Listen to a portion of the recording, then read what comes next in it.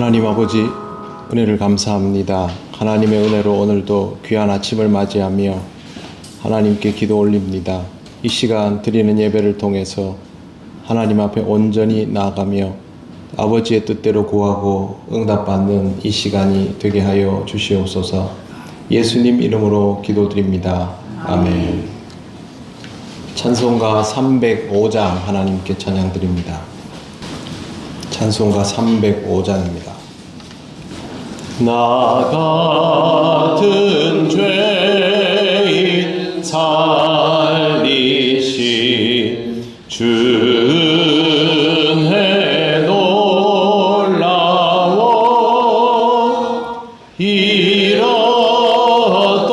생명 찾았고 광명을 얻었네. 큰 죄악에서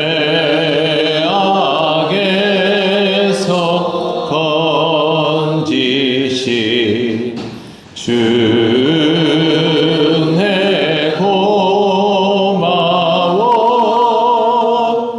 나 처음 믿은 그 시간 귀하고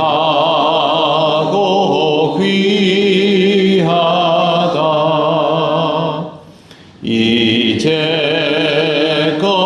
내가 산 것도 주님의 은혜라. 또 나를 장차 본향에 인도해 주시리. 거기서 우리 영원히 주님의 은혜로 해처럼 밝게 살면서 주 찬양하리라.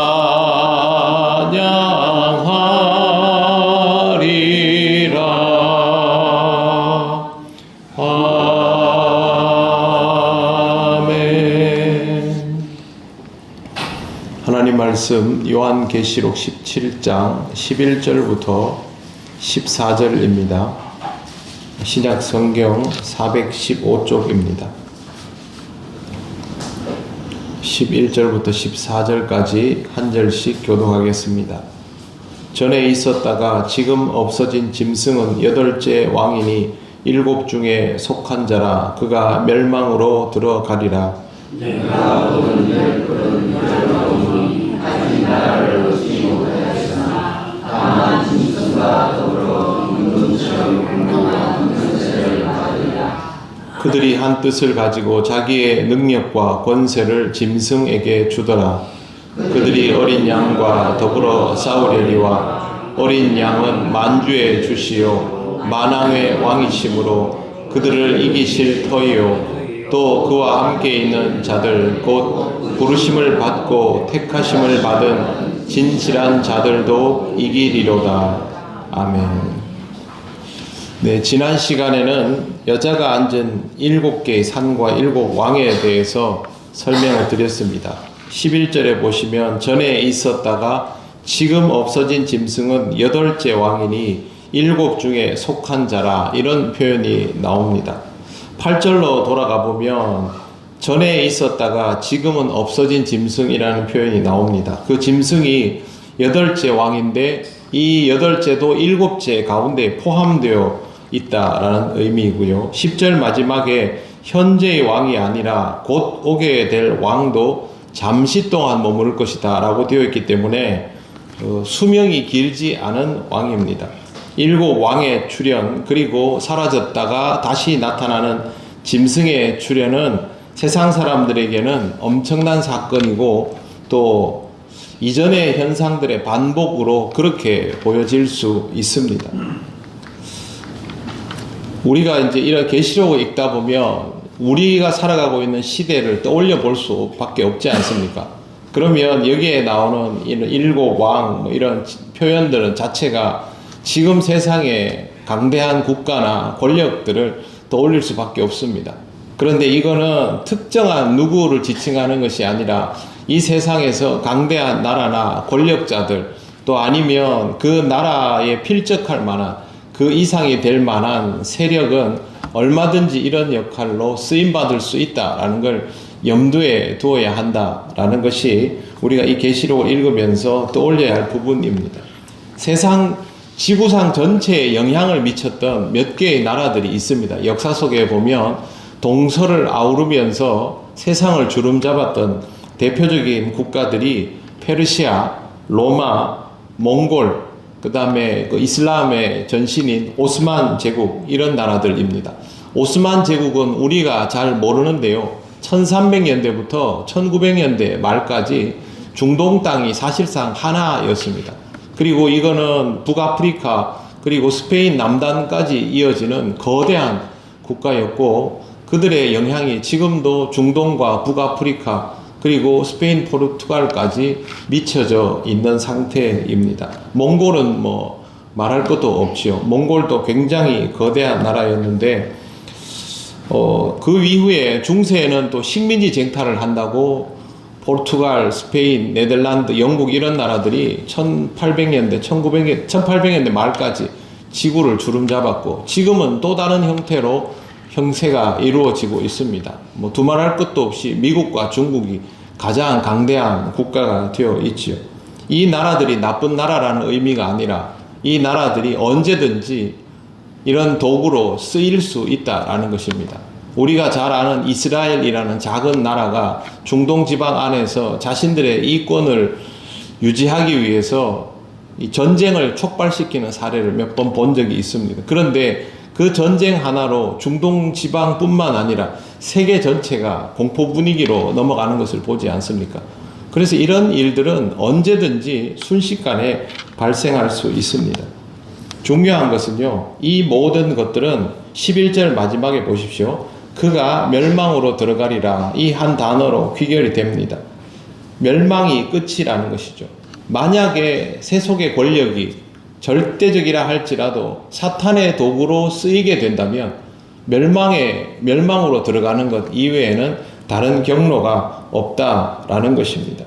그렇기 때문에 지금 우리가 이 세상의 어떤 모습을 보더라도 그 모습을 전부라고 생각할 것이 아니라 이것이 세속적이라면 하나님 나라에서 이 모든 것들은 의미 없게 될 뿐이다 라는 것을 잊지 말아야 합니다. 12절을 보시면 내가 보던 열 뿔은 열 왕이니 아직 나라를 얻지 못하였으나 다만 짐승과 더불어 임금처럼 한동안 권세를 받으리라. 짐승은 적그리스도를 뜻할 수도 있지만 이 세상을 주도하는 절대적인 가치를 뜻할 수도 있습니다. 지금은 자본의 시대이죠. 모든 이념 위에 자본이 올라서 있으니까 자본이 짐승의 역할을 할 수 있습니다. 그러나 그렇다 할지라도 이 짐승을 통해서 세상의 모든 것들이 한동안 권세를 누린다 할지라도 마지막은 하나님 나라라는 것입니다. 12절 마지막에 보시면 열 왕이 짐승과 더불어 임금처럼 한동안 권세를 받으리라 라고 되어 있습니다. 그 말은 득세하는 시절이 있다라는 뜻이죠. 이 세상이 하나님의 말씀이 아닌 다른 가치로 움직여지고 그것이 전부이고 영원한 것처럼 보여지는 시기가 분명히 있을 것이다 라는 뜻입니다. 13절 그들이 한 뜻을 가지고 자기의 능력과 권세를 짐승에게 주더라. 세상의 모든 힘이 하나로 모아져서 짐승에게로 그 힘이 모아집니다. 그러면 이 짐승은 누구도 상대할 수 없는 절대적인 힘이 되겠지요. 그런데 14절 보십시오. 14절은 같이 읽겠습니다. 그들이 어린 양과 더불어 싸우려니와 어린 양은 만주의 주시요 만왕의 왕이시므로 그들을 이기실 터이요 또 그와 함께 있는 자들 곧 부르심을 받고 택하심을 받은 진실한 자들도 이기리로다. 아멘. 바벨탑을 쌓을 때 인간이 모든 총력으로 탑을 쌓아 올리지만 상대는 하나님 아닙니까? 그러면 그 탑은 무너지고 모두 흩어지게 된 것처럼 이 세상에서 짐승에 의하여 미혹당하고 자기가 가지고 있는 모든 힘들을 짐승에게로 총화시키는 세력이 있다 할지라도 상대는 만왕의 왕이요 만주의 주이신 어린 양 예수 그리스도입니다. 그렇기 때문에 이 전쟁은 끝이 정해져 있는 전쟁이라는 것이죠.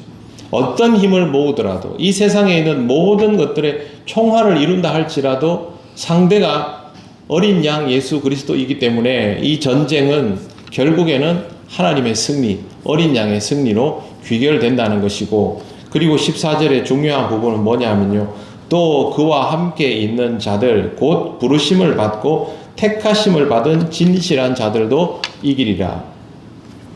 그리스도인에게 승리가 있다는 겁니다. 전쟁 영화 보시면 이런 장면이 있습니다. 전쟁이 끝나기 전까지 마지막 고지에서 몇 명 남지 않은 사람들이 그 고지를 사수하는데 상대방을 공격하는 게 아니고 그냥 지키고 버티고 있습니다. 죽지 않고. 그런데 전체적인 전쟁이 승리로 끝나면서 이 사람들은 살아남고 지금까지 몰아치던 적군들은 한 번에 물러나게 되는 것이죠. 패전을 선언하면 그렇게 상황이 끝나지 않습니까? 그때 이 참호에서 마지막까지 버티던 사람들은 패배한 사람입니까? 승리한 사람입니까? 승리한 사람이죠. 그리스도인의 정체성이 그렇다는 겁니다. 우리가 이 세상에서 그리스도인으로 살아갈 때는 세상의 절대적인 힘, 자본이나 철학이나 권력이나 어떤 것들 앞에서 정말 약해 보이지만 하나님이 승리하시기 때문에 이 참호를 지키고 있는 우리에게 그 승리가 주어진다라는 것입니다. 계시록을 읽는 사람들이 박해를 견디면서 그렇게 있을 때 얼마나 힘들었겠습니까? 그런데 이 말씀을 읽으며 우리가 견디어 나가는 이 순간이 하나님의 승리를 향한 준비의 시간이구나. 내가 신앙을 지켜 나가면 하나님의 승리가 나의 승리가 되는구나. 그걸 깨닫게 되는 것이죠. 계시록 말씀이 주는 위력은 바로 여기에 있습니다. 어떤 상황에도 영적 전쟁의 승리는 하나님께 있다는 것. 내가 하나님을 믿으면 나도 승리자라는 사실. 그것이 항상 그리스도인이 기억해야 할 부분입니다. 우리에게 주어진 이 영적 승리를 믿음으로 늘 받아들여 가면서 이 땅을 더욱 그리스도인다운 모습으로 살아가시는 여러분 되시기를 바랍니다. 기도드리겠습니다. 하나님 감사합니다. 우리가 살아가고 있는 이 시절도 우리에게 결코 쉽지 않지만 그럼에도 불구하고 하나님께서 궁극적인 승리자이심을 믿기에 오늘도 믿음으로 이 하루를 살아가려고 합니다. 하나님의 승리를 늘 기대하고 기뻐하며 확신하는 우리들이 되게 하셔서 오늘도 신앙으로 살아감이 우리 삶의 큰 기쁨이 되게 하여 주시옵소서. 연일 이어지는 무더운 날씨 가운데 우리 모든 성도들의 건강을 지켜주시고 특별히 영을 강건하게 하셔서 영적인 승리를 통하여 하루하루의 삶이 강건하게 이어지도록 역사하여 주시옵소서. 오늘의 모든 것을 주님께 맡겨오며 예수님 이름으로 기도드립니다. 아멘. 하늘에 계신 우리 아버지, 아버지의 이름을 거룩하게 하시며 아버지의 나라가 오게 하시며 아버지의 뜻이 하늘에서와 같이 땅에서도 이루어지게 하소서. 오늘 우리에게 일용할 양식을 주시고 우리가 우리에게 잘못한 사람을 용서하여 준 것 같이 우리 죄를 용서하여 주시고 우리를 시험에 빠지지 않게 하시고 악에서 구하소서. 나라와 권능과 영광이 영원히 아버지의 것입니다. 아멘.